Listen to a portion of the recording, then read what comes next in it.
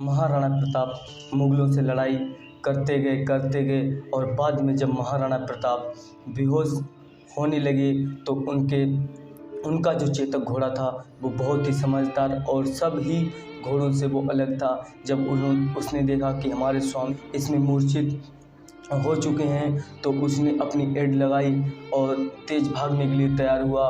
और वहीं पर एक मुग़ल सैनिक ने चेतक के पैर में एक तलवार से हमला कर दिया, जिससे चेतक के पैर से खून निकल रहा था और चेतक अपनी वायु की गति से आगे बढ़ते हुए जा रहा था। और ये देखकर मुग़ल सैनिक भी चेतक के पीछे दौड़ाने लगे अपने घोड़े, और वो कहाँ चेतक और कहाँ ये घोड़े। तो फिर चेतक भागता गया, एक बहुत ही लंबा नाला मिला। ये देखकर मुग़ल सैनिक हंसने लगे कि देखो, इस राजपूत राजा का इस घोड़ा ही इसे मारने के लिए ले जा रहा है, तो हम लोगों को अब इसके पीछे क्यों जाना पड़ेगा। और वो ये मुग़ल सैनिक ये सब देखने लगे।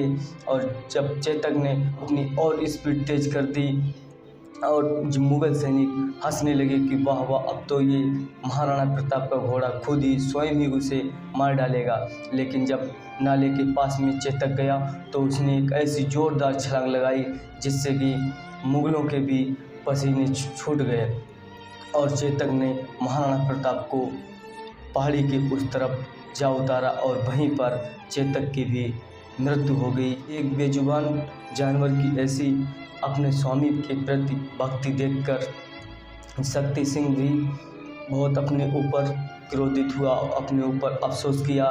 जब वो महाराणा प्रताप के पास में पहाड़ी के उस तरफ मिलने गया तो महाराणा प्रताप ने कहा कि आओ निकालो हमारी ये तलवार और हमें भी परलोक भेज दो। तो शक्ति सिंह आया और महाराणा प्रताप के पैरों में गिर पड़ा और उसने महाराणा प्रताप से माफ़ी मांगी और उसने कहा, मैं जब तक जीऊँगा भैया आपके साथ में ही जीऊँगा और मरूँगा तो आपके साथ में ही मरूँगा। महाराणा प्रताप जंगल के भीलों के साथ में रहने लगे और वहीं से वो रणनीति करने लगे और वहीं से अपनी सेना को तैयार करने लगे।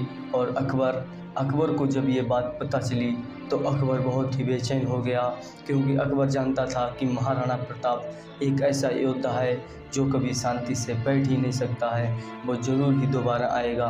तो अकबर को ये चिंता दिन पर दिन खाई जा रही थी। इधर मेवाड़ में अकबर ने जाकर मेवाड़ को अपने कब्जे में ले लिया। मेवाड़ में कुछ ही हिस्सा बचा था, उनमें से कुछ पहाड़ियाँ और जंगल थे जिसमें कि महाराणा प्रताप निवास करते थे। और कोई भी मुग़ल सैनिक उन पहाड़ियों के आसपास जाना पसंद नहीं करता था, क्योंकि उन मुग़ल सैनिकों को महाराणा प्रताप का आतंक उनके चेहरे पर छाया हुआ था और ना ही पूरी मुग़ल की सेना उन पहाड़ियों को घेर कर युद्ध करना चाहती थी, क्योंकि उनके चेहरे पर महाराणा प्रताप का एक आतंक छाया था, उनका एक डर छाया था और उन्हीं पहाड़ियों में महाराणा प्रताप निवास करते थे। महाराणा प्रताप अपने देश राष्ट्र के लिए इतना कठोर जीवन जी रहे हैं। जब ये बात राजपूत राजाओं को पता चली तो उन राजपूत राजाओं के भी सर शर्म से झुक गए। उनमें से कुछ राजपूत राजा महाराणा प्रताप से जंगल में मिलने के लिए गए और फिर सभी राजपूत राजाओं ने एक होकर महाराणा प्रताप का साथ देने के लिए सोचा और उन्होंने अपनी अपनी सेनाएं भी महाराणा प्रताप को सौंप दी। अब फिर से महाराणा प्रताप के ध्वज के तले एक विशाल सेना संगठन होने लगी। अब महाराणा प्रताप का उत्साह और बढ़ने लगा और उन्होंने सबसे पहले मुग़लों पर हमला किया और कुमलमेड़ से मुग़लों को खदेड़ दिया। महाराणा प्रताप ने अपनी बहादुरी और अपनी सेना के सहयोग से अकबर के द्वारा जीता गया लगभग सभी क्षेत्र को वापस करा लिया।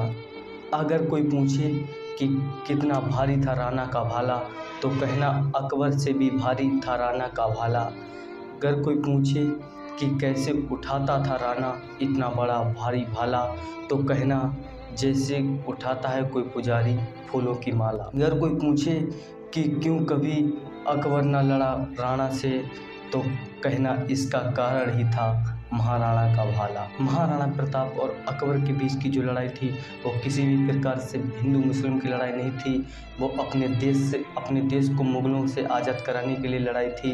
अगर ये लड़ाई हिंदू मुस्लिम की होती तो महाराणा प्रताप के सेनापति हाकिम खान नहीं होते।